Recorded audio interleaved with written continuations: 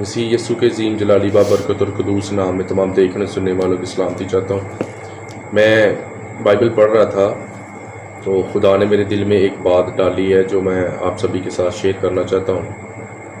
آموز کی کتاب اس کا 9 باب اس کی 15 آیت میں لکھا ہے، کیونکہ میں ان کو ان کے ملک میں قائم کروں گا اور وہ پھر کبھی اپنے وطن سے جو میں نے ان کو بخشا ہے نکالے نہ جائیں گے۔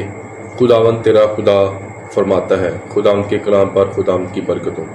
میری عزیزو، یہاں خدا نے میرے دل میں ایک بات ڈالی ہے، میں آپ سبھی کے ساتھ وہ شیئر کرنا چاہتا ہوں کہ خدا بنی اسرائیل قوم سے وعدہ کر رہا ہے کہ اب میں جو تجھے بلیسنگ دوں گا، اب میں تجھے جو برکت دوں گا وہ قائم رہے گی، وہ تجھ سے کوئی چھین نہ سکے گا۔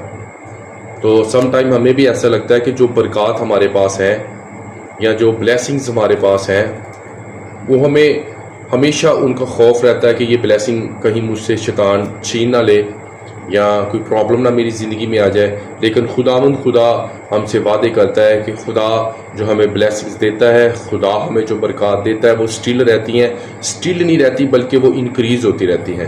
اس لیے اپنی زندگی سے ڈر اور خوف نکالیں۔ خدا نے جو آپ کو نعمت دی ہے، خدا نے جو آپ کو برکات دی ہے، خدا نے جو آپ پر فضل کیا ہے میرے عزیزو، وہ قائم رہے گا اور وہ بڑھتا جائے گا۔ اور میں آپ کو گڈ نیوز دینا چاہتا ہوں کہ جو کوئی یسوع مسیح پر ایمان لے کر آتا ہے اس پر سزا کا حکم نہیں ہوتا میرے عزیزو۔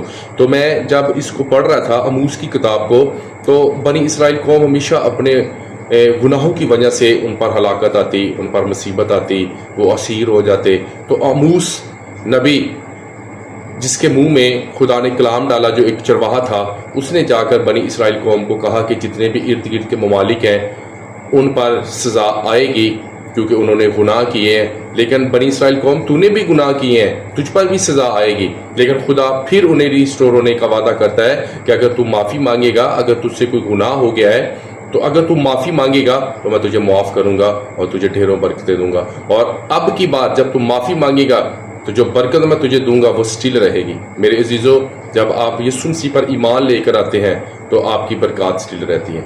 خداوند آپ کو بہت برکت دے۔ اور بلیس یو آل۔